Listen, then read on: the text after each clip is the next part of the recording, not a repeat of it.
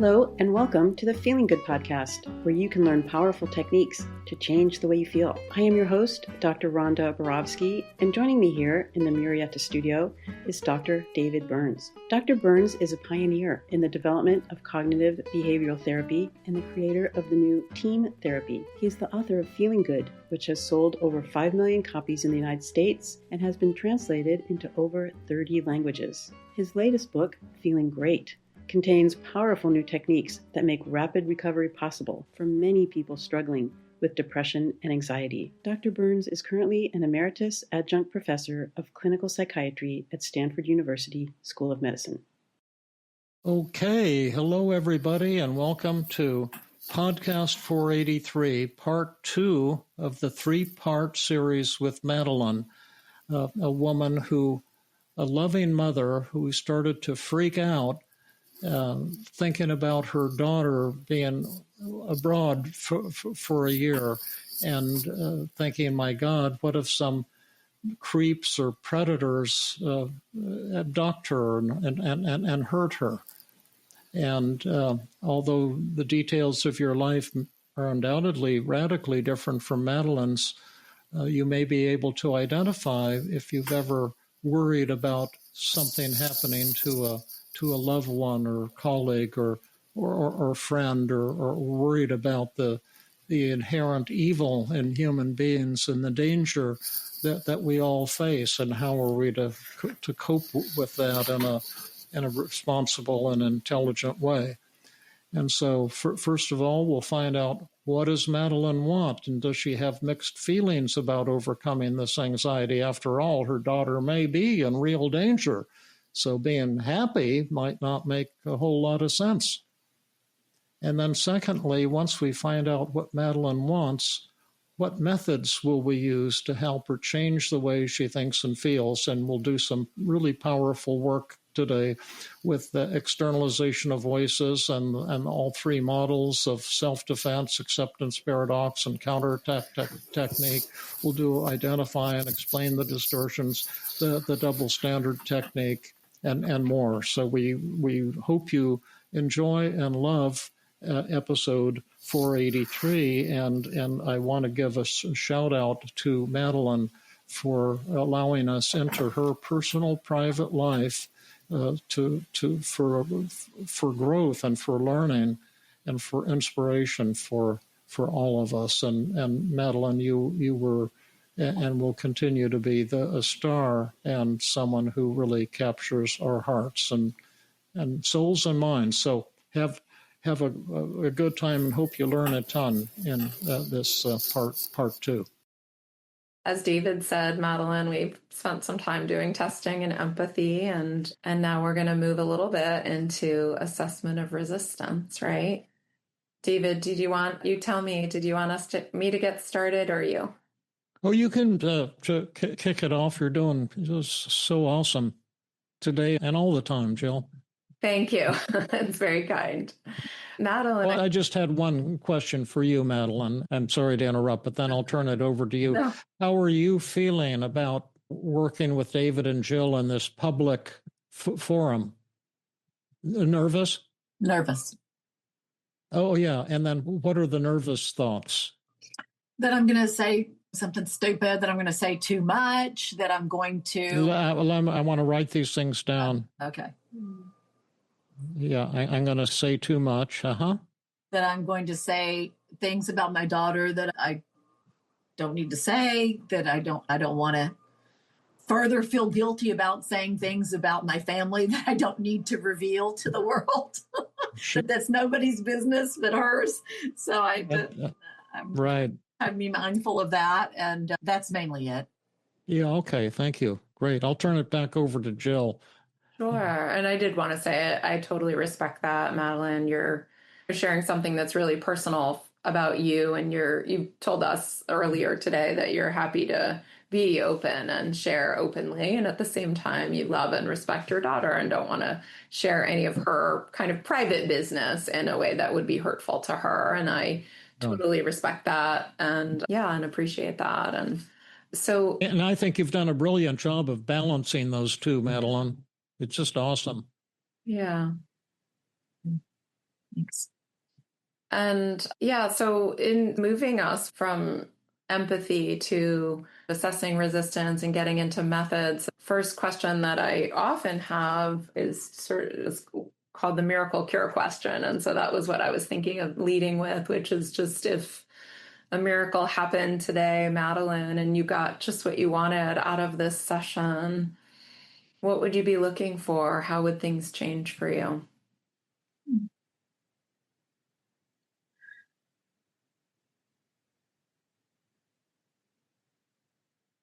I think the main thing that just jumps to mind without me overthinking it is that next time I see something in the news again about some young woman getting abducted or kidnapped or raped or murdered, that I'm not going to start to spiral again about my daughters into that dark hole of panic and anxiety and irrational thoughts. Yeah. Right. So you're saying that your miracle cure would be that sometime in the future, if you were to come upon something in the news or a magazine about women being abducted or raped or murdered, that you would not have this kind of anxious, panic, fearful spiral. Yes. And then if you, you're doing great, Jill. Go ahead. I want to hear what you were going to say. I was just going to say, and so if we had a magic button. Yeah, go for it. Go ahead. Yeah, and so if we had a magic button here, can you see it?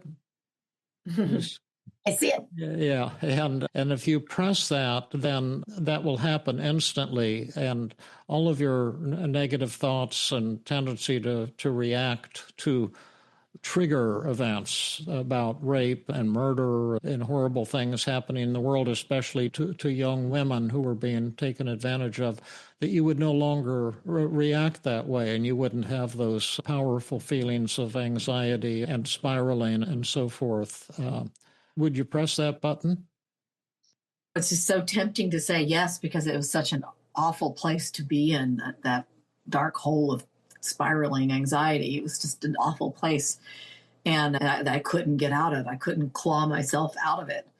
And so it's so tempting to say yes. At the same time, I'm not a robot, and I can't not have those. I mean, I guess if you're saying I'd press the magic button, I would not have those feelings, but then I would be a robot, and that would be kind of weird, I think. Right. Absolutely. In fact, why don't we look at some of the positive aspects of your negative thoughts and feelings, not only the panic, but also the guilt, going all the way back to when your daughter was first born and feeling that somehow you weren't good enough as a mom, and ask two questions about these negative thoughts and feelings. Number one, how are they helpful to you? And number two, what do they say about you, Madeleine, and your core values as a human being that's beautiful, positive, and even awesome? And so we could, to make it simple to get started, we could take your anxiety and ask those two questions about your anxiety and panic, and then we can go on to some of these other feelings, the sadness and all of that. But what are some benefits of your anxiety? And also, what do they show about your core values? That's pretty awesome. The audience, just so you know, so we're doing positive reframing with Madeleine right now. We did the magic button. We agree with you, Madeleine, when you said, I don't know, I'm tempted to say yes, press the button, feel amazing, but I'm realizing like maybe that wouldn't make sense, and maybe there are some good reasons to feel anxious and worried and even panicky. So then we're saying we agree with you. So let's think about what they are. So David asked you to think anxious, panicky, worried, nervous. How does that show something really beautiful and awesome about you? And how is it maybe working for you, beneficial to you? Right. And keep up with us. Just take a piece of paper and draw a line near the left edge, and then anxiety, put ANX as the first emotion, and then on the right-hand column, we'll write the answers. What are some advantages, and also how does this reflect my core values? So we'll give you first shot at that, Madeleine. Well, definitely an advantage is that it keeps me vigilant as a parent. Yeah. Going on with my kids. What is she doing? Where is she? Maybe too much. Yeah. And then does it show about me and my core values that family is really important, that being a good example for the next generation is important to me, and raising strong women is important to me. Yeah. I love that. Family is important. Raising strong women, strong and even daughters. setting an example, because I heard you say that too, almost like breaking the chain, wanting to be this kind of person and show my daughters how to be this particular type of person. Yes. Yeah. And so that's a third benefit of it. Yeah. Being a role model for my children, Exactly. for my daughters. Yeah. Yeah. Okay. I'll add that. Are you writing this down, Madeleine? No, I'm just busy chatting away. Yeah. So the first is keeps me vigilant, shows that family and raising strong women is important, and also that I'm a role model for my daughters and conceivably other young women as well, and maybe mothers as well. Can you think of any other positives, Jill, in the anxiety? Well, I guess I wonder, I mean, we said it keeps me vigilant, but just to flesh that out a bit, that it protects myself and my daughters from danger. Oh, yeah. Okay. I'll add that protects self and daughters from danger. And the proof of that is that my daughter and I have already talked about this and issues of safety and so forth. So it's certainly not being neglected. But what's another emotion you'd like to focus on like this, Madeleine?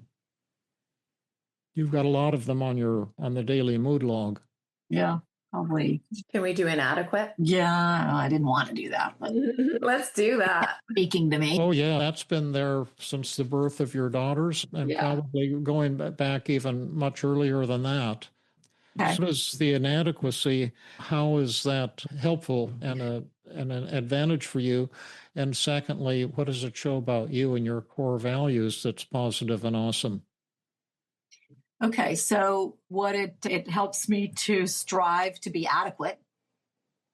Okay. And so it helps me to keep learning and growing. Yeah. Is that real? Yes. And is that important? Yes. Is that powerful? Yes. And very big value of mine, yes, to keep learning and growing and getting better. Yeah. Okay, so that's awesome. That's one. What are some other really cool things about inadequacy? It shines the light on I guess, my mistakes and what I need to improve on. It's the same thing, I guess, learning and striving. Yeah, just show honesty about mistakes. Yeah, shows that I'm realistic and being honest with myself. Yeah. Authentic, that's important. Yeah. Yeah, is that powerful? Yeah, that's powerful. Is that real? That's real. Okay, that's awesome. What are some other cool things about inadequacy? It goes to my core value of lifelong learning, growth. Oh, yeah. Learning. Okay, yeah. Personal growth and learning. Yeah. And any other huge positives you can see there in inadequacy?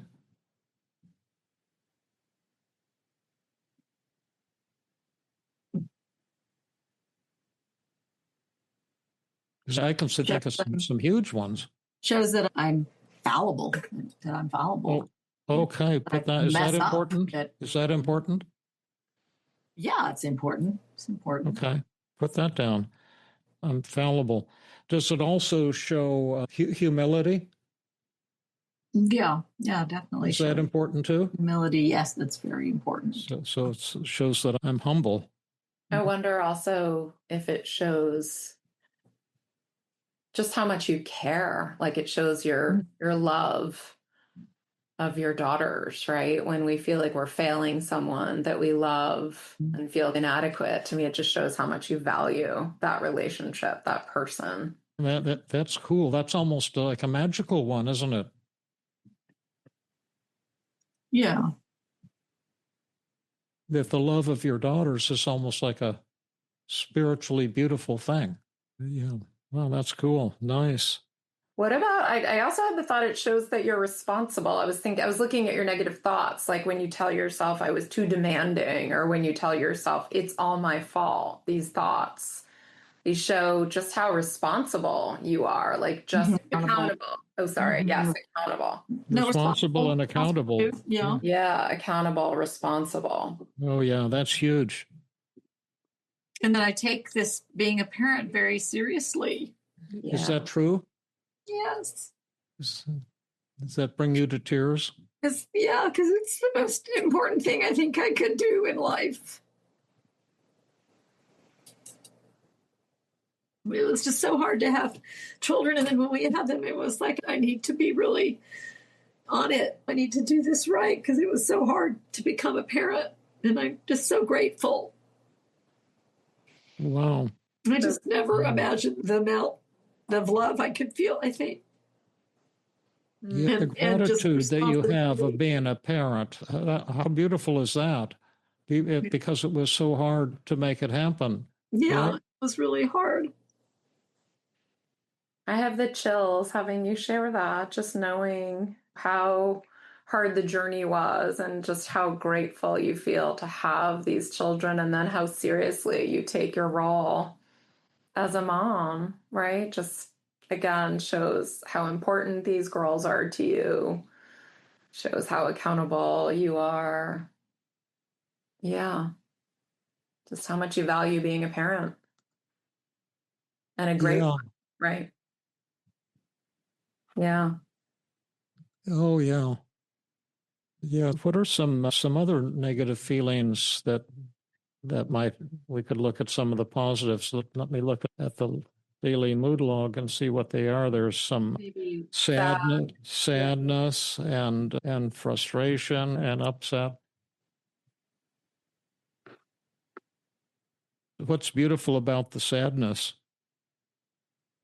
That I care about all these. I care about the world. I care about humanity. I care about people being kind to one another. And it makes me so sad when I hear these things. Real? Is that powerful? Yeah. Is that important? Yeah, I can't change it.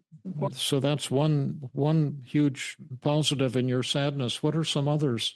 that it shows that I care about the world, right? That's what we wrote down. Yeah. What else does it show? What else does your sadness show when you read of terrible things happening to women?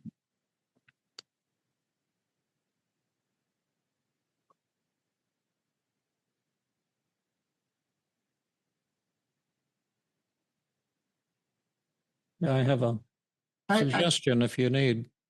I don't know. It shows that I just don't understand. I don't understand. It sometimes feels hopeless. I just don't understand. Well, that's another point we could look at. But just looking at the sadness, is that an expression of your love for your daughters? If you press the magic button, the sadness goes away. Yeah, but I think the sadness was around reading those news articles and just, and sadness thinking that, they're in danger. Yeah, sure. So it's the love for my daughters.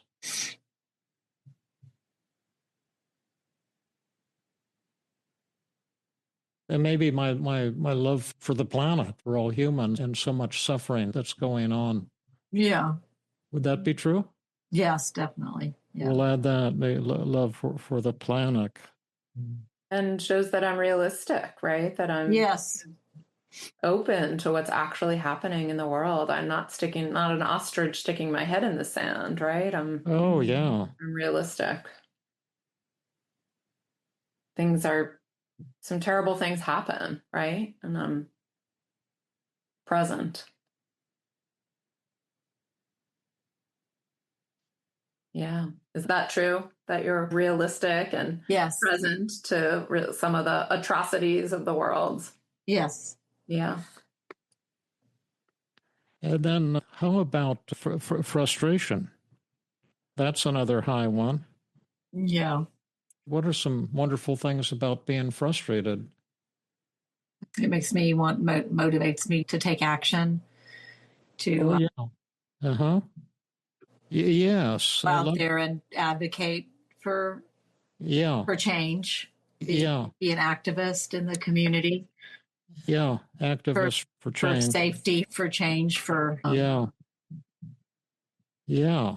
for Yeah, I love that. And because the frustration means that you haven't given up and that you're continuing to pursue a goal that's somewhat elusive.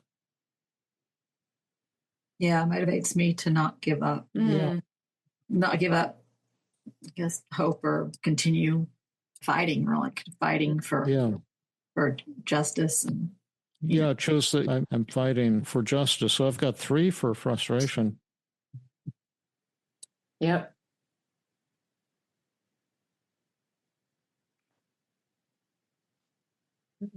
Anything else either of you can think of for other things we should do positive reframing on? There's a general one just called upset, which is kind of like angry, I think. It's in the angry category. The upset. What is well, anger is it's a very big category for me in general. My husband makes fun of me when he met me. Just angry girl, angry white girl, he'd say. Oh, yeah. And then what are some positive things about your anger? Yeah. White girl. That's stupid. But it's true. But sometimes that's not good. Sometimes it's just too much. I don't need to be angry a lot. I need to instead take action. And so sometimes that one bothers me. But in this case, it was about being upset about the terrible things that happened to these young women. And what does that anger show about you that's really beautiful and awesome? That I want things to be just and fair, and people to get to love each other. It sounds so idealistic, but that's what it is. Right. So unrealistic. But my anger shows that I'm being realistic, that those things are happening, and that's not good. Oh, yeah. It shows that I'm realistic and idealistic. Yeah. Right, exactly. Because it's the discrepancy between what I want and what I see happening that makes me really angry, right? So it's totally holding both of those values at the same time. I'm realistic and I'm idealistic, and I want the world to be better. I want my daughter to be better. I want myself to be better when you're angry in each of these ways. Yeah. Those are high standards too, actually, doesn't it? Yeah, for the world, for your daughter, for yourself. Oh, yeah. Oh, yeah. So let's add high standards. Is that true, Madeleine? To the but it's not fair. But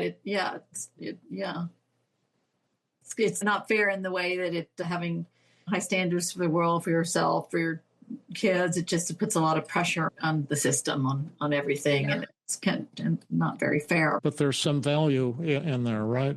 Yeah, just always striving to learn and be better and try to meet that ideal. Right? Yeah. Yeah. So should we go on to the pivot question, Jill? Yeah. You want to? You're master of the pivot question. Sure. Well, Madeleine, I'm so glad that we have had a chance to really think through with you the way that all of these negative emotions and negative and anxious thoughts are showing such beautiful things about you. And just to mention a few in summary, your anxiety keeps you vigilant and protects yourself and your daughters, and feelings of inadequacy and telling yourself you're not good enough just shows how much you care and motivates you to always learn and grow and to be humble. And we can see that your sadness shows how much you care about the world and your daughters, and your frustration gets you to be an activist for change, and your anger shows you have high standards and want things to be different. And so there's so many ways in which your negative thoughts and feelings show such beautiful things about you, and also actually are beneficial or advantageous. And so given all of that, why would you want to change? Why would you want to push that button and have all these thoughts and feelings disappear? Yes, I love that question because I would not want them all to disappear. I'd want to keep the good stuff and get rid of the bad. Right. So you'd want to hang on to some level of anxiety or inadequacy or sadness, like just enough to hang on to some of these beautiful qualities and benefits, but reduce them some to reduce your suffering. Is that accurate? Are they too high or are they just right? Yeah, they're too high.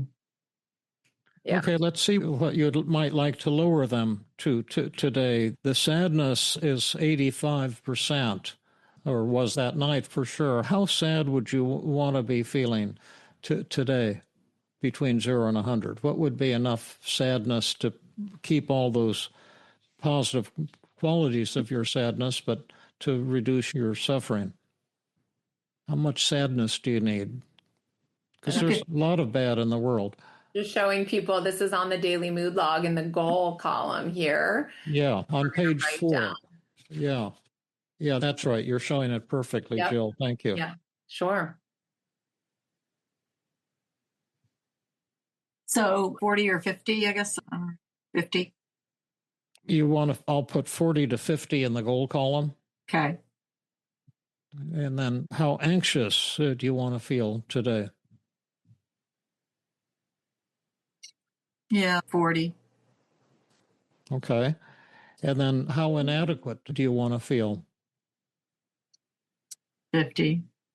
50. Okay. And how frustrated do you want to feel?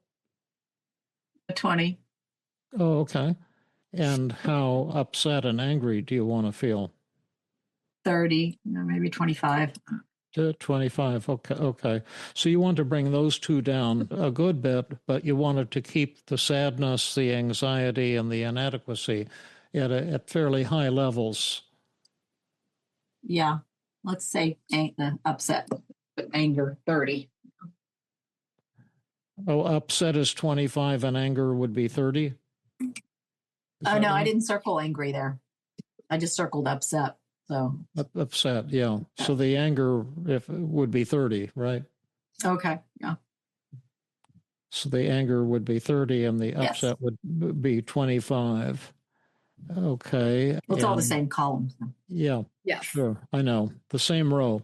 And and so are you satisfied with these numbers, Jill?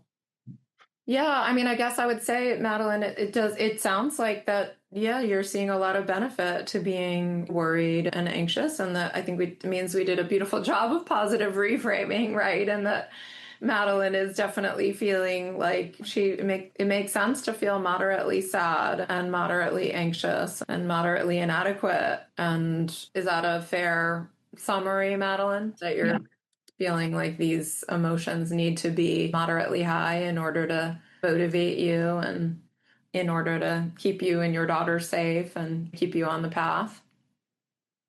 Yeah, I mean, maybe that's a little high. Yeah. Why would you want them to be lower? I wonder if I didn't hear that in response to the pivot question. What are they costing you? Why, if they were too high, why would you want them to be dialed down a bit? Why would that be important to you, to feel less anxious or maybe less inadequate? Yeah, I like that. What are they costing you? Yeah, I don't need any more sleepless nights. I don't need to be like constantly going back over these thoughts in my head over and over again, thinking about these missing women. And I just can't, it just doesn't bring me my best self, doesn't bring the world my best self. And I'm constantly going over these thoughts in my head over and over again. Well, what would be, if we could dial it down to lower levels, would you want to dial them down further? Yeah. And what would be a good level of sadness for you to be feeling today at the end of the demonstration? So let's do that 30. 30, okay. I'll cross out the 40 to 50 and I'll put a 30 there. That's good. And how anxious, worried, panicky, nervous, and frightened do you want to feel? You know what? No, this is the problem one. This is a problem one. Because I define myself so much by this, I think. Yeah, we don't want to dial it down too far because you don't want to let go of this part of you that feels really central to who you are. Yeah. But at the same time, you're also arguing for, I don't want any sleepless nights. This sucks. I'm tortured by it too. So that's hard. It's a struggle. Yeah. But what would be just how much anxiety do you think you need to hold on to in order to still, let's say, protect yourself and your daughters? And all right, maybe 35. Okay. A little bit. 35. We don't want to give away too much of it. Right. And then how about inadequate at 50? Yeah, how much do you need to beat yourself up in order to be? Yeah, I don't need to beat myself up that much. Yeah, maybe 30 as well. Let's take that. Oh, okay. All right. All right. So we've got reasonable. 30 for sadness is the goal, 35 for anxiety, 30 for inadequacy, 20 for frustration, and 25 to 30 for upset and anger. Yeah.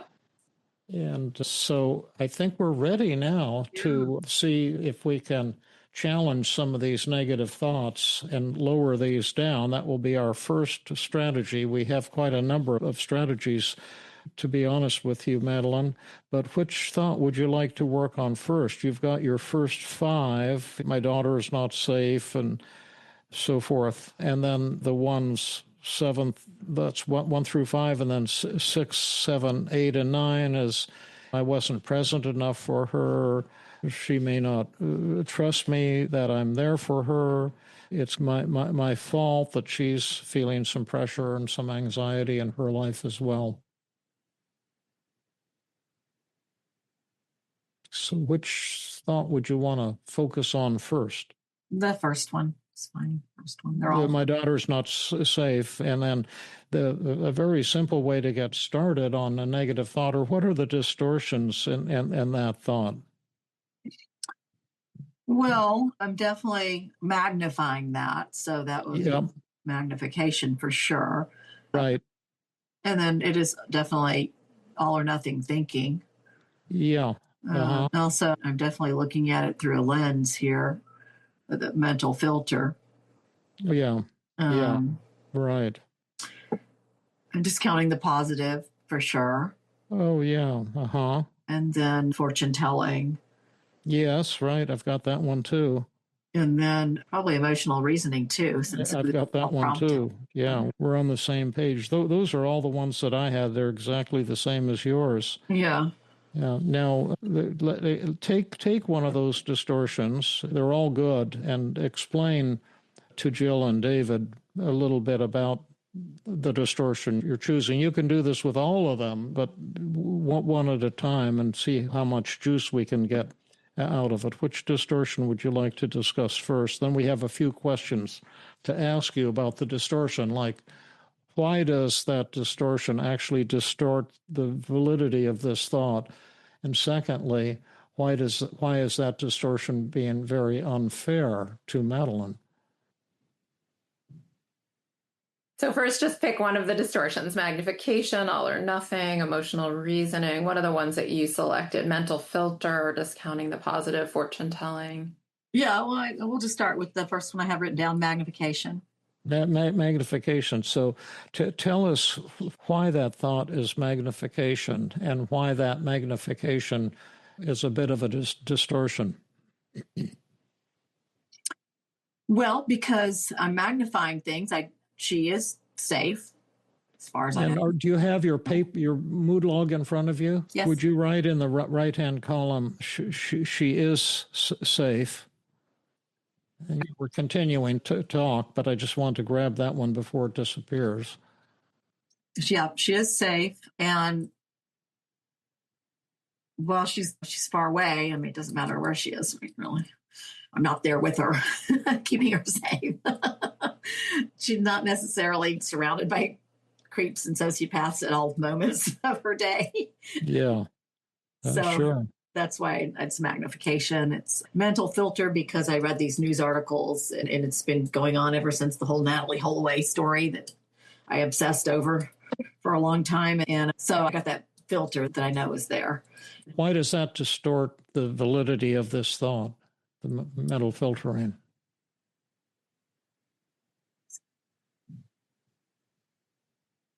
Why does that make this thought misleading or untrue?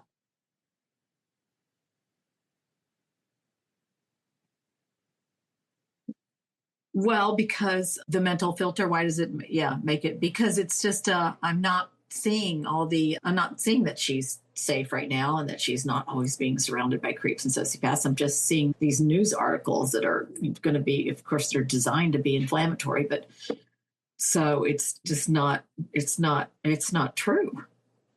Let's put that in the right-hand column, in the positive thought column. Only seeing news stories. So this is not true.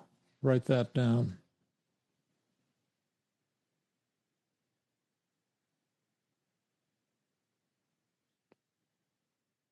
So before we go on, let me ask, that's why, though, let's see how true these statements are. You just wrote down, I think, 4 things in the positive thought column, or 3. The first was, she is safe. How much do you believe that between 0 and 100? Well, I don't know. I'd have to look on Find My Friends. I don't know what that is. To see where she is. See if I think she's safe. So she's saying, like, she doesn't actually believe it just in the abstract. She'd have to know where she was and what she was doing to figure out whether or not her daughter is safe. Find My Friends is you can locate a person where they are geographically. Oh, I see. Okay. That sounds like a nice app to have. But how much do you believe right now that she's safe? 100%. Okay, put 100 next to that. I think, or maybe 95, because I don't really know. But you can put 95 to 100. That's perfect. Yeah. She's not surrounded by creeps. How much do you believe that? Well, I mean, I don't know. She might be. Yeah. She might have met Putin, for example. I was thinking that, David, maybe these positive thoughts do need to be modified a bit, though. I'm actually hearing Madeleine saying she doesn't totally believe them. And so my opinion is I'll never know 100% in any moment that my daughter is safe. I would never know that she's not surrounded by creeps. I feel like we need a bit of a qualifier. It's highly unlikely that she's surrounded by sociopaths and creeps. I think it needs to edit it like that. And then tell us how much you believe it. Exactly. So you could say she is likely safe, right? The likelihood is my daughter is safe. The likelihood is she's not surrounded by creeps. The truth is that news stories are rare and unusual and not generally a part of our normal existence or something like that, right? I just think it's really important that we come up with thoughts that are not BS thoughts where you're not really believing them, but thoughts that you really believe. Beautiful teaching point, Jill. Yeah. So preferencing these things by it's not likely that she's unsafe. It's not likely that she's surrounded by creeps. And how much do you believe those statements now? Yeah, I believe that. 100%. 100%. Yeah. Yeah, right. And then when you're saying, I'm only seeing news stories, how much do you believe that? What do you mean? Well, that was what you said. Yeah, for mental filter, I'm being biased by news stories of unusual events and horrible. Yeah, that they're not. I hope they're not everyday events. Right. That they're rare. What Jill said, that they're not. It's not. It's rare. It's rare. Yeah. Okay. Yeah. But by news, getting stories, less rare, but. Yeah. And maybe even there is a better positive thought in there, just like it's highly unlikely. Things that I'm reading about are highly unlikely occurrences, like terrible and awful, but highly unlikely. Yeah, that's more realistic. Yeah. And how much do you believe that? Yeah, 100%. Yeah. And then so this is not true. I think so. This thought is not entirely true. How much do you believe that? Are you asking how much does she believe the original negative thought? I wasn't sure what you were. So you're asking how much do you believe the thought my daughter is not safe, being far away and surrounded by creeps and sociopaths? Well, when I toggle back in my mind to she's likely safe, that these are highly unlikely occurrences. These horrible things do happen, but they're not, it's highly unlikely that it's happening right now to my daughter. Okay. So that's all 100%, right? Yeah. Okay. And now the second question I want to ask you, and this is what the second question you always do and explain the distortions. Why are these distortions unfair to Madeleine? We've said why they're not true, but why are they also unfair to Madeleine? Because it's just causing unnecessary bad feelings, worry and bad feelings. Yeah. And can you add that to the positive thought side too? It causes unnecessary, Inflammatory. unnecessary and inflammatory sad feelings. And how much do you believe that? Yeah, 100%. 100%. Okay. And now how much do you believe your negative thought? My daughter is not safe. She's far away and surrounded by creeps and sociopaths. That's probably not true. Okay, so what would you say now, how true it is? It's funny because I can't say 0 because then I would feel like I wouldn't be vigilant. Yeah, you don't want to be unrealistic here. Yeah. Use your best brain here. Yeah. So, but I believe more that it's unlikely. So, yeah. I mean, it's less than half, So you right now believe 40% that she's surrounded by creeps and sociopaths as we speak? No, I guess not. 40% seems like a lot. So maybe 20%. Yeah, if you put it that way. So is your belief in that negative thought gone down to 20% right now? Yeah. Okay, so put 20% in the percent after column. That's a great start. Where do you want to go now, Jill? Do you want to jump into a double standard? Sure. We could do a double standard and maybe double standard and then externalization of voices. Yeah. Well, why don't you lead the charge here through the forest? Sure. Start with the double standard, and then if Madeleine is still courageous and strong, we'll jump into the extreme externalization of voices. Okay. Can I ask you a question? Why you decided to go straight into methods on this one thought instead of continuing with identifying the distortions in the other thoughts? Well, we could actually. Generally, when somebody gets a bit of a breakthrough, they've learned something, and then you can accelerate the process very rapidly because we're teaching in a public forum. If we were leisurely seeing someone for an hour a week for many weeks, we might want to use that same technique with 2 or 3 other thoughts. In part, I'd say we have an embarrassment of riches. Mm-hmm. We have, even from what we're telling you here, we have tons of other methods we haven't even mentioned to you yet. But you did beautifully on that. So I think your brain is probably going to be able to move really quickly. I see.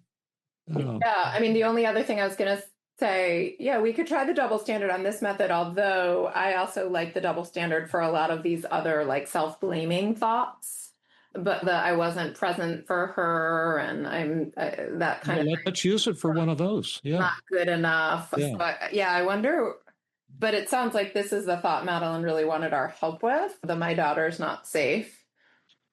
Yeah, I'm not sure which direction, but I feel tempted to work on one of those thoughts. Let's do that. Follow your hunch there. I was not present enough for her.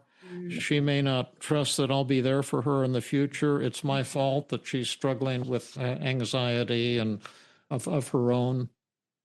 Well, I don't want to move in it. Madeleine, I guess I would ask you, did you want to try the double standard on this first thought? My daughter is not safe. I'm open to whatever. I'm sorry, I'm much help here. I'm open to whatever you all want to do. Try the double standard on that, and then probably externalization of voices will be more effective for that thought. And then maybe we could go to double standard on some of these self-blame thoughts. Yeah, I think that's good because I like what David said about how Seems like you've had some new learning around Yeah, the exactly. thought that I was really stuck on in my Yeah, head. we should capitalize on your learning. Yeah, and to I just agree. drive a truck through that. Okay. So let's just say we're going to try the double standard technique, and then I think we'll hopefully move to externalization of voices for this one. Then we can try the other double standard on some of the others. So or if you want to just go EOV on this one.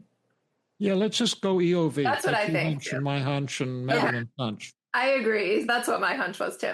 So we'll see the double standard for the kind of self-blame thoughts. That's always my preference. Yeah. Okay, so we'll try the externalization of voices technique. I'll get started, David, but I'm very happy for you to jump in, right? So with this, or you can even start with that, my daughter's not safe, and then jump into the guilt thoughts. Okay.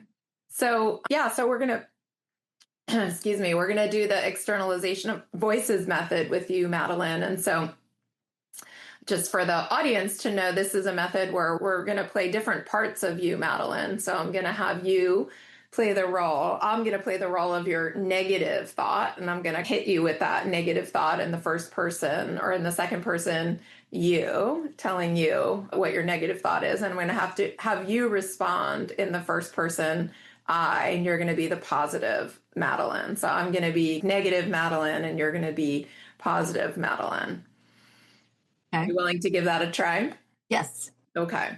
And do you want me to say anything more, David, in setting it up? No, that's fine. Just jump right in. Okay. Show us your swimming stuff. Okay. So, Madeleine, you read that article about some terrible things happening to other women, and your daughter is not safe. She's far away, and she's surrounded by creeps and sociopaths. Okay. So I'm supposed to be positive here. Yep. Okay. And I'm going to defeat you on that one. Okay. Well, while it's true, Jill, negative Madeleine, while it's true, negative Madeleine, that she may be surrounded by creeps and sociopaths, because a lot of people have those characteristics in the world, unfortunately, then it's probably not likely. She's studying at a university and abroad. That's a difficult program, and it's just probably not likely. These are rare occurrences. These don't happen every day to people. I know it wasn't great. Okay. Who won that, Madeleine? Was the negative Madeleine or the positive Madeleine? Yeah, I think maybe the positive Madeleine won small. Yeah. Let's try a role reversal. Very convincing. Yeah.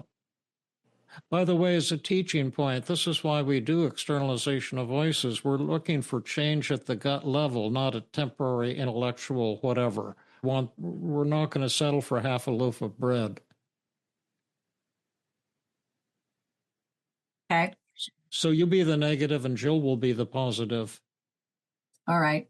So positive Madeleine, you're getting close on that last one, but I just want to tell you that your daughter's not safe.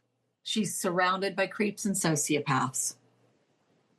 And she's so far away, surrounded by all these creeps and sociopaths. Yeah, I guess I just want to say that's a really unhelpful thing to tell myself. We made the decision that my daughter could go abroad. She's at a really safe program, or I should say like a good, high-level academic program. So we certainly weighed the options and felt like this was a great choice for her. And is the world unsafe? Absolutely. Do terrible things occasionally happen? Yes. And at the same time, on the whole, I believe that my daughter is safe.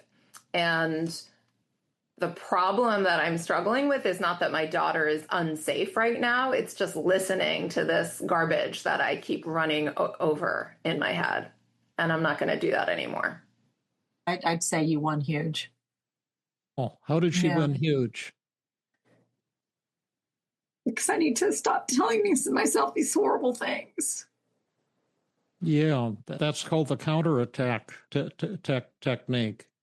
To raise the conscious awareness that the real problem, and this might be a leap to grasp it initially, is not that your daughter's in danger.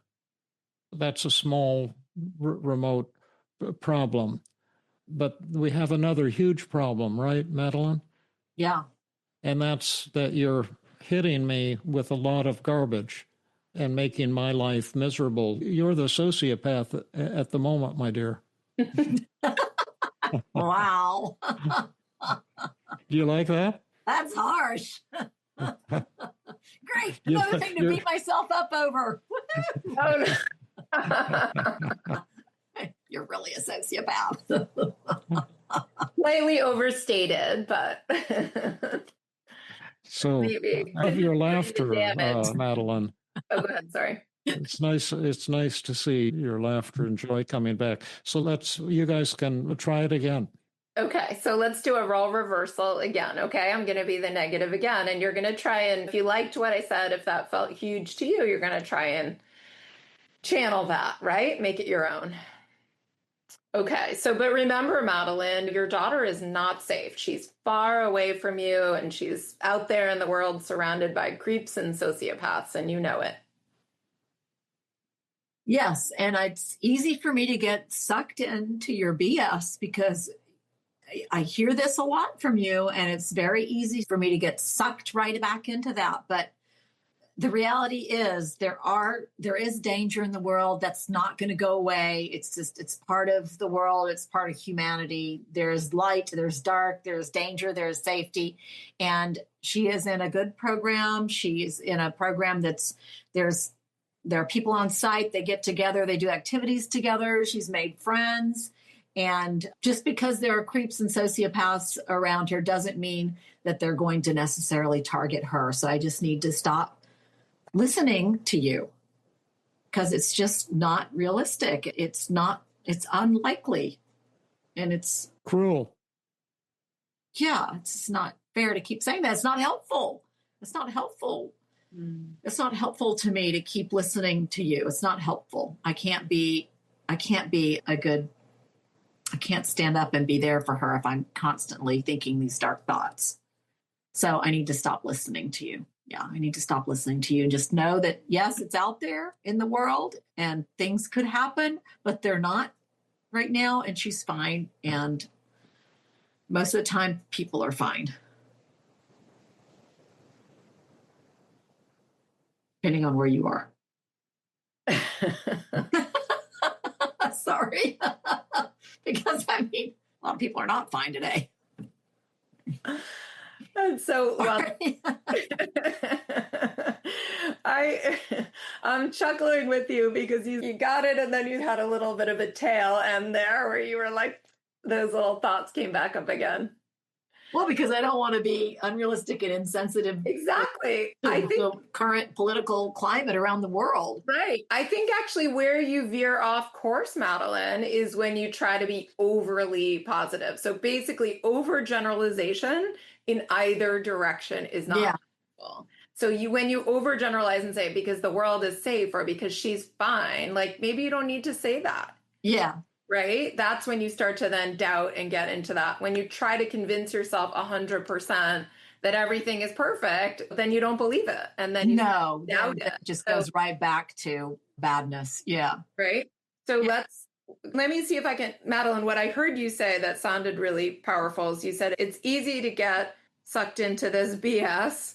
But the reality is there danger? Yes, but she's in a good program. She's got good friends. Just because there's creeps and sociopaths in the world doesn't mean that she's actually in danger. And I don't want to listen to this garbage. It's unlikely and it's cruel and it's not helpful to me. Yeah. And then where you got into trouble is where you tried to tell yourself, and she's fine, because then you start doubting that again. Yeah. So could we try it one more time and see if you can just hang on to that sort of self-defense, counterattack, acceptance of the reality without trying to go too far in that direction? Yeah. Okay. All right. So Madeleine, I'm just going to prompt you. Your daughter is not safe being far away and surrounded by creeps and sociopaths. Okay. So she's far away. She might be surrounded by creeps and sociopaths, but that doesn't necessarily mean she's being targeted. And while the reality is that the world's not a safe place, she's in a good program and she's made good friends. So I need to stop listening to your BS, because it's just skewed it's all skewed to one side and it's not reality. So I need to just remember she's in a good program and that she's not necessarily the target of every creep and sociopath. And I think she's got a good radar, really. Sometimes she does. And who won that, Madeleine, you or me? Yeah, no, I won. That was huge because I feel like I believe it. Yeah. How did you get to huge? But just remembering she's in a good program and that there'll always be creeps and sociopaths around, but doesn't mean that your loved one is the target of that creep and sociopath. And that she can defend herself. Okay. You want to go on to another thought with David? Yeah. Okay. Well, I know you defeated that negative Madeleine over there, but you're not going to defeat this one. And what I want you to know is that you did not adequately prepare her innocent soul for the world. Mm-hmm. And teaching point, I'm just reading the second thought on the Daily Mood Log and putting it into the second person you.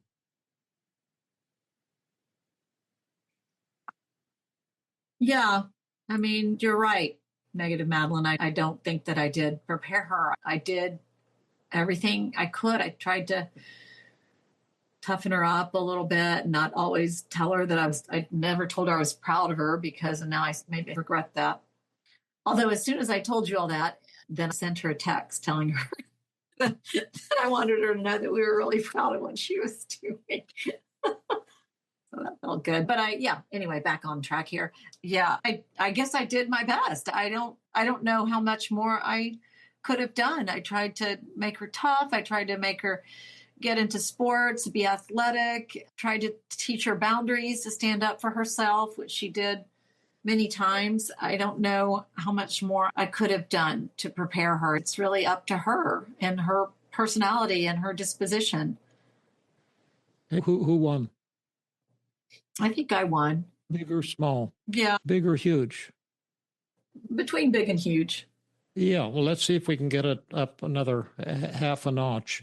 You okay. Try to attack me. Then if I can't do it, we'll get the expert out and let Jill demonstrate. But we'll give the old fart a shot at it. Okay. Listen, Madeleine, you did not adequately prepare her innocent soul for this world.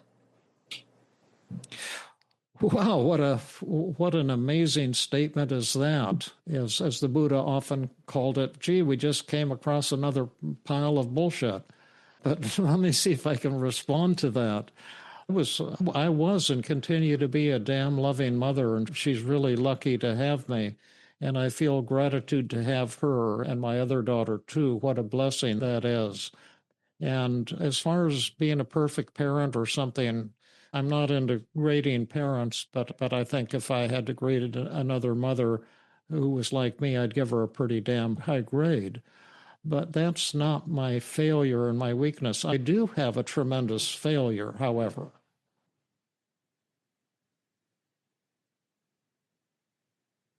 What's that? Listening to your BS. Yeah, that's right. You see, the sociopath is with us here today. What is a sociopath? Oh my goodness. A sociopath wants to hurt people, right? Oh my goodness. This is harsh. Yeah, and you're trying to hurt me. It's masochist. I'm not going to let you do that. Who won? Yeah, you did. Huge. Yeah, and how did I do that? Yeah, and I mean, and the way you're saying it, it almost makes it sound like I'm just narcissistic. It's even worse. It's getting worse. No, I didn't say narcissistic. I said sociopathic. That's worse than narcissistic. Yeah, but just it's all on me, and yeah, it's right. not. Yeah, Taking responsibility for other people, I don't think that is narcissistic. And I think it's self-critical and self-blaming. And that's what David is highlighting. I just want to be clear. And language is funny. that's right. It's Yeah, that's important right, that you see Jill. the difference. It's no one I could ever walk away from this thinking you're narcissistic. I think it's that you're taking an unneeded amount of Yeah, responsibility. yeah, Right? that's right. And I Blaming. think the counterattack is a powerful tool to use in whatever style you want. But I think it's crucial to point out that the problem in your life isn't your daughter's safety. The problem is your safety. And you're not safe in the presence of this belittling voice in your head that's very mean and relentless. Yeah. And that's your only problem. That's what we're trying to obliterate today, to give Madeleine a life of freedom and safety and joy and pride. Now let's see if you can do it. Could I talk to you for a minute? Yeah. I know that snake in the grass Burns was trying to persuade you that everything's okay or some kind of baloney he was using. But I don't want you to forget that you did not prepare her innocent soul for this world. So you're to blame, and don't you forget it. Okay. Wow. Yeah. And I definitely take a lot of responsibility for some parenting mistakes, a lot of parenting mistakes I've made, still making. At the same time, I think you're wrong. I think I really did my best to prepare her without making her, I did make her anxious, without making her overly paranoid about everybody, so that she could make friends and enjoy life and see the beauty in life that surrounds us. So it's not true. And she can stand up for herself. She's an adult now. She's learned. So I need to stop saying that it's all my fault. Okay, who won that one? Yeah, I won that one. Big or small? Yeah, I won huge. Huge. How did you get to huge? Saying that it's ridiculous to say that I didn't prepare her. I did my best. I wasn't. Yeah, I did my best, and my best was pretty darn awesome. Well, I wouldn't go that far, but I did my best, and we did teach her. We did teach her, and it's up to her now, and I need to stop. It's not helpful to beat myself up and listen to that, because it's just not true. I love it. That's great. Yeah. Your turn, Jill. And then we'll have to wrap up and go into our after and stuff. Well, I would like to do the double standard technique with Madeleine on some of her self-critical thoughts. Could I do that, Madeleine? Yes. Yeah. Okay. So let me set that up, and then I'll just pick some of these self-critical thoughts. So Madeleine, in this role play, the double standard technique, I'm going to play a dear friend of yours. But, rather than thinking of me as an actual friend, that I'm going to be a friend / clone of yours. So think of me as someone that you care about, that you love, like a dear friend, but I'm actually a clone of yours. I'm just like you. I grew up in the same family that you grew up in, and married to the same guy. I'm struggling with the same issues with my daughters and telling myself the same kinds of things that you've been telling yourself. And I'm going to have a conversation with you. And the nice thing is you just get to be yourself. So you're Madeleine, and I'm dear friend / clone of Madeleine. Would that be okay? Yes. Yeah. So Madeleine, I wanted to talk to you for a minute. I'm going to share with you just a little bit about myself and then tell you what I've been struggling with. My husband and I tried really hard to have our daughters, and we struggled a lot with fertility. And when we finally had them, we were so overjoyed and grateful. And partly as a result, I just take parenting so seriously. It's so important to me. I love my daughters so much. And I've been telling myself that I wasn't present or there enough for my daughter when she was a little girl. I had her sister, and they were 7 years apart, and I was parenting my second one. And I don't think I did everything exactly right, and didn't gaze into her eyes enough times and wasn't there as much. And so I keep telling myself I wasn't present and there enough for her. And that's really awful. Do you think that's true? Well, as my dear friend and clone, I do know that you were there and you took it so seriously to be a good parent and to be there for her, for your daughter, and hold her and take her to all those doctor's appointments to get weighed in the beginning because she wasn't gaining weight. And then throughout throughout her life, you really pushed her to do sports and to learn how to study correctly and to stand up for herself and to have good relationships. So I just I don't see that's true. I mean, just having observed you going through her life, you were very present. Yeah. Did you mess up sometimes? Were you maybe too harsh sometimes? Did you give punishments when you shouldn't have given punishments because it wasn't that big of a deal? Or should you have told her you were more proud of her? Yeah, probably. At the same time, you did pretty good. She's turned out to be a wonderful young lady with lots of nice friends. And I think that you and your husband did pretty good with her. Yeah. So what you're saying is that, of course, I made some mistakes and that I could always look back and think about ways that I could parent differently because I care so deeply about being a good parent. I probably could find ways of improving on my parenting every day. And at the same time that I was a pretty awesome parent, that I was attentive and loving and thoughtful, and also that I was pretty intentional. I wanted her to grow up to be tough and to be able to protect herself. And so I did some things. We could look at it as good, bad. We'll never know. But overall, you're saying you think my husband and I actually worked really hard and gave her a lot of love and a lot of care. And is that really true, what you're saying? Do you really believe that? Or are you just trying to make me feel better in this moment?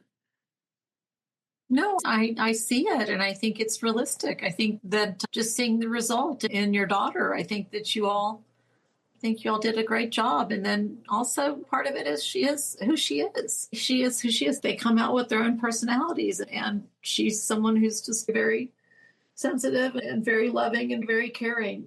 Oh, so you're saying I'm not totally responsible for every aspect of her personality. I'm not totally responsible for how sensitive she is or how anxious she is. That's not actually all my doing. She has a will of her own to be who she is, and that I'm not 100% responsible for every aspect of her personality. Is that right? Yeah, that's right. They come out with their personalities, and this is her. She's just very sensitive, and this is her. So you don't think that's my fault or my responsibility entirely, who she is and how she is? no, I don't think it is.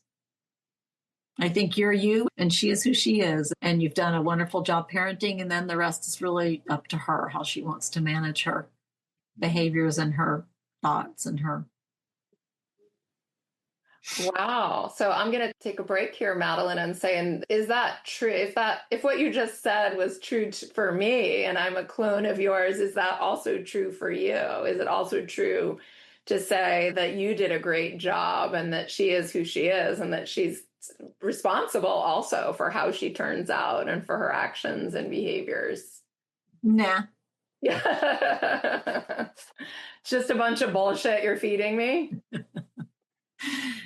Yes. Yeah. Is that true? It's also true. It would also be true for me. And so let's write that down on your daily mood log in the positive thoughts column, Madeleine. What would you say there?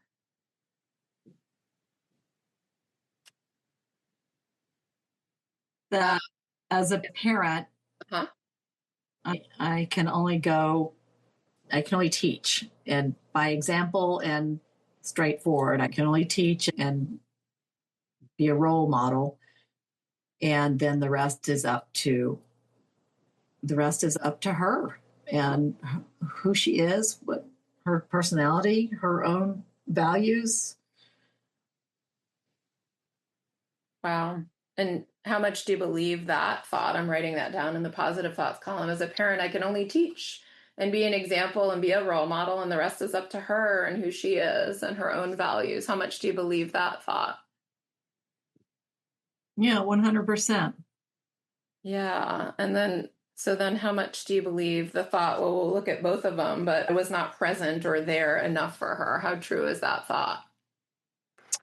Yeah, it's still a little bit true.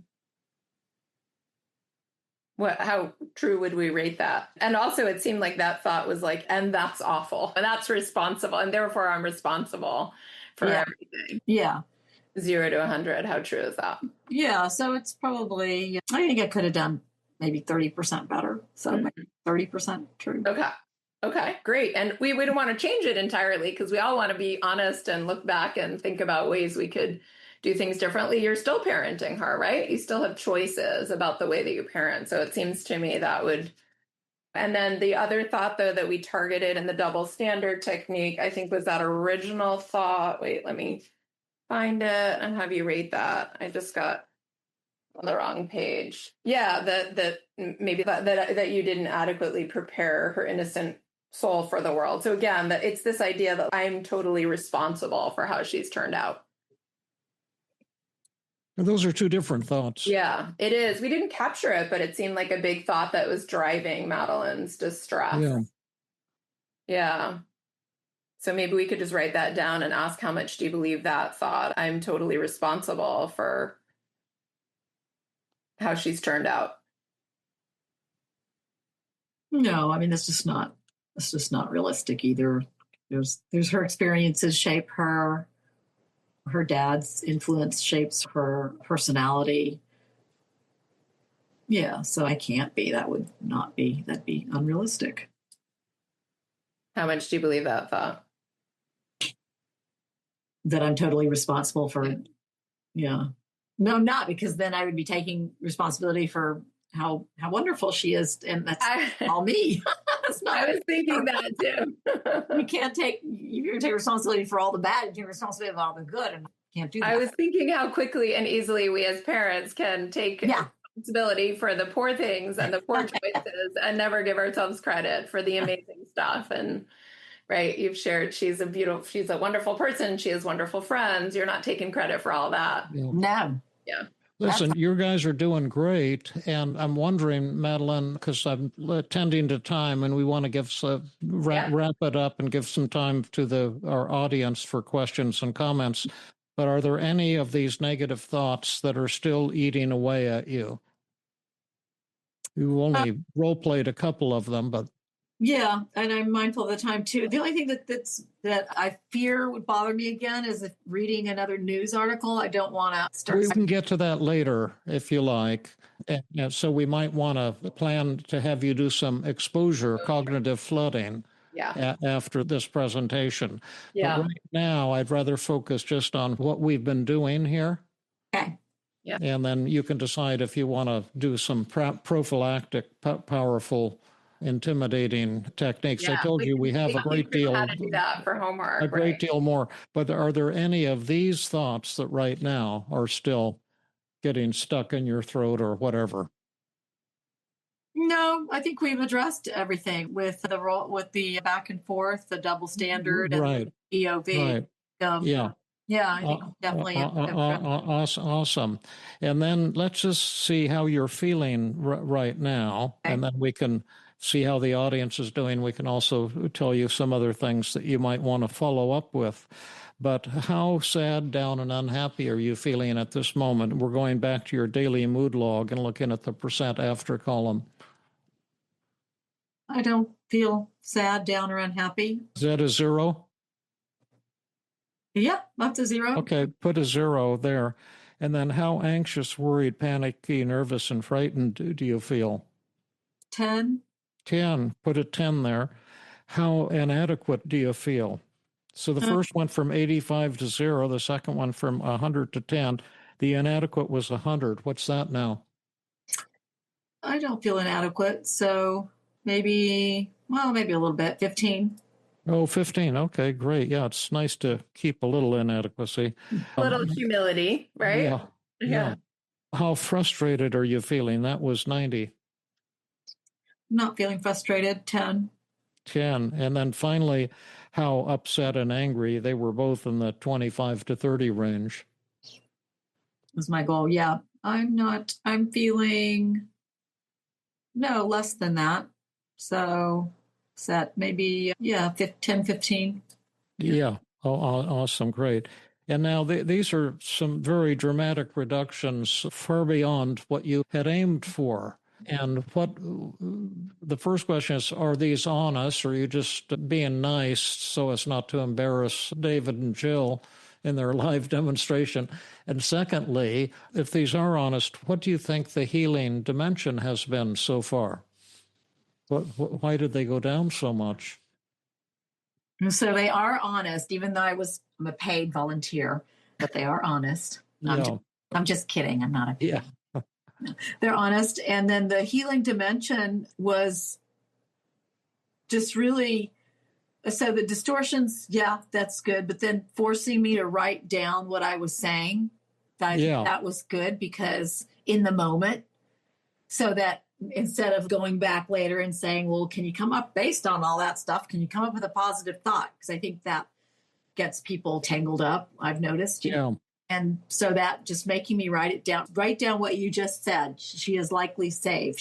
So I think that's really powerful, because I was believing it. I said it. And then going right into using all those thoughts that I believe, and then going right into a method to make them bloom. Yeah. And so just to take a simple teaching point out of that, as I've been saying, ever since I wrote Feeling Good, it was published in 1980, I've been saying to people, when you're upset, write down your negative thoughts. But I don't say that anymore. Now I say, write down your effing negative thoughts, damn it. And because it's so very important based on what you said, and then you can begin to see how you're fooling yourself with distortions and so forth. And really, this is like getting out of prison. Even when we did the positive reframing, you still thought you'd be in a 40 or 50% sadness prison and an anxiety prison, and you've let yourself out. And then these things will come creeping back, so some relapse prevention training would be important. But one key that you can decide about, we can't do this today, but to see if you'd want to do some cognitive flooding and desensitize yourself entirely or in part to this horror, so you're not triggered again, the horror that you have when reading articles. And that can be done, although it seems terrifying and impossible right now, but the likelihood of success with that, should you choose to do it, is about 100%. And let me give you the last words here, and then we'll give Madeleine last words, and then see what our audience has to say. Yeah, I was going to say that I think in part, just first make a comment about the conceptualization and then what to do with that. And then also just want to say thank you to Madeleine. But yeah, I think that I conceptualize kind of two different things that are going on for you, and they're both related. And one of them has to do with this anxiety that gets triggered when you see or hear about terrible things going on in the world. And obviously it's especially triggering for you having daughters and worrying about their safety. And from that perspective, we did some work on that piece, but I think the next piece would be doing cognitive exposure. If the goal truly is to be able to read this, hear this, think about this, and not be distressed by it, I think the only cure to that is inoculating yourself against it. And that's terrifying for most, but completely achievable. And that would mean actually committing to being willing to, let's say, read an article that was really upsetting over and over again, even daily, until that article is no longer upsetting to you. And interestingly, it will likely generalize to other kinds of upsetting news. And so that would be a piece of it, right? Like you could do that for homework, and we could follow up with you on how to do that for homework, but you commit to doing that with no distraction, no avoidance, no reassurance, just doing that repeatedly. And that would help with that piece. But I think this other piece that we did target more with externalization of voices, double standard, and the identify the distortions is this kind of intense responsibility that you feel for your daughter. And again, I think these two are related. It's why these things are so upsetting to you. But I think that's what we did a pretty good job of targeting today, is you letting yourself off the hook, you realizing that you have done a lot. And even just by caring the immense amount that you do, you're clearly so thoughtful and proactive in the way that you parent, and being willing to give yourself credit for that and stop beating yourself up.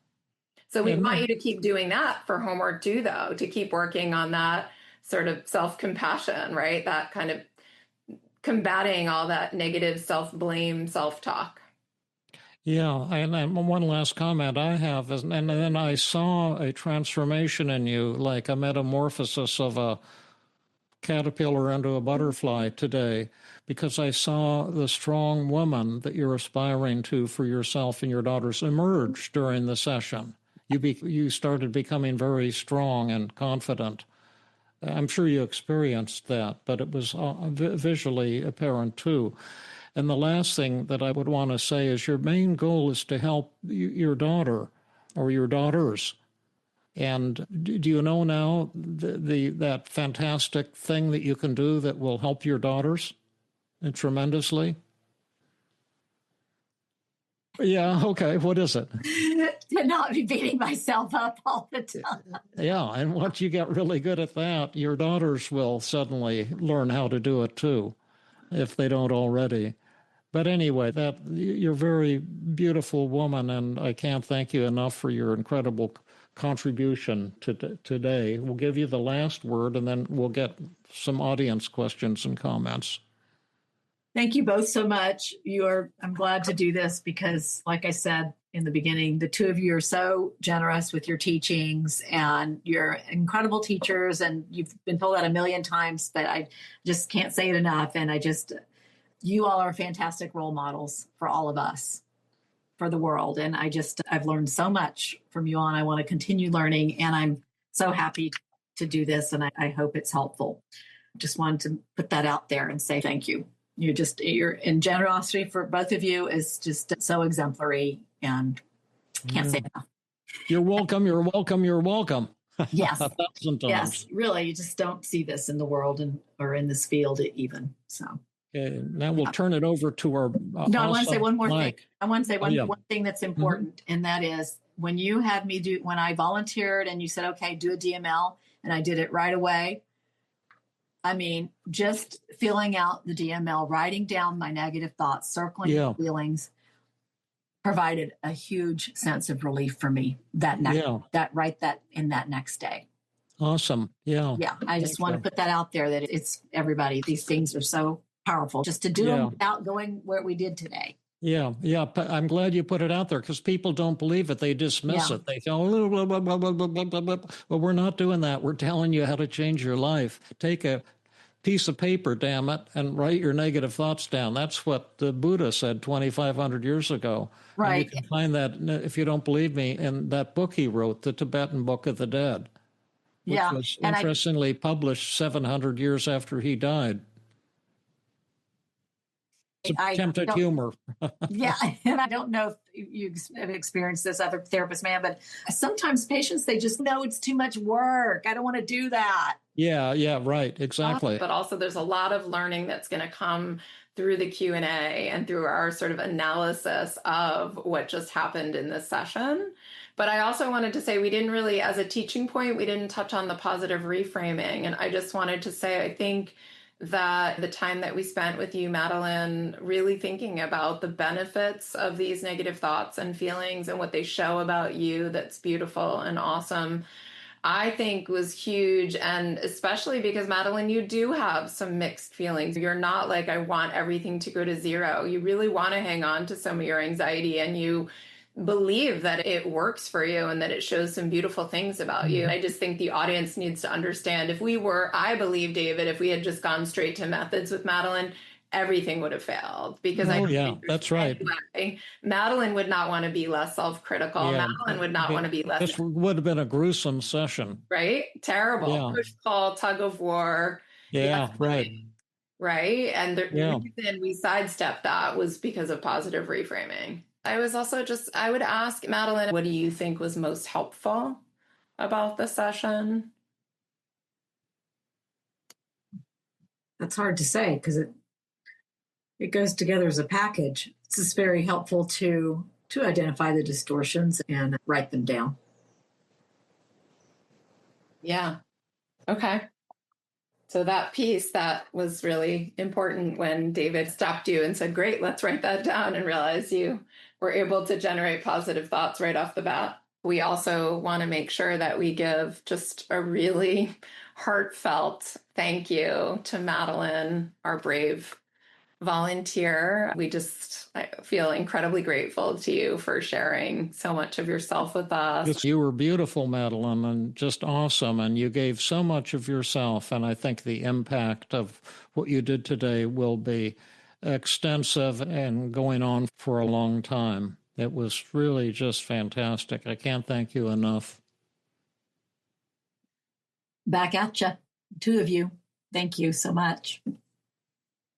And I can't help but think how lucky your daughters are to have you. Yes. Oh, yes. I know that I'm not allowed to be a cheerleader, but since therapy's over, as a human being and a colleague, I just want to say touched my heart today. I'm a mom who cares deeply about parenting, and I just admire how much you love and care for these girls and how hard you've been working. And that was really beautiful and touching. Oh, yeah.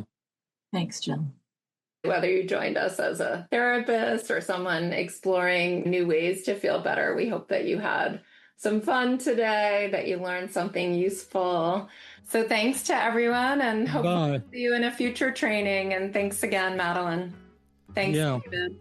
Yeah, I love you all, Madeleine and Jill and Mike, but all of you who attended today. I love you too. Thanks, David. Love you too.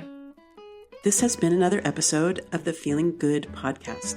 For more information, visit Dr. Burns' website at feelinggood.com, where you will find the show notes under the podcast page. You will also find archives of previous episodes and many resources for therapists and non-therapists. We welcome your comments and questions. If you want to support the show, please share the podcast with people who might benefit from it. You could also go to iTunes and leave a 5-star rating. I am your host, Rhonda Borowski, the director of the Feeling Great Therapy Center. We hope you enjoyed this episode. I invite you to join us next time for another episode of the Feeling Good podcast.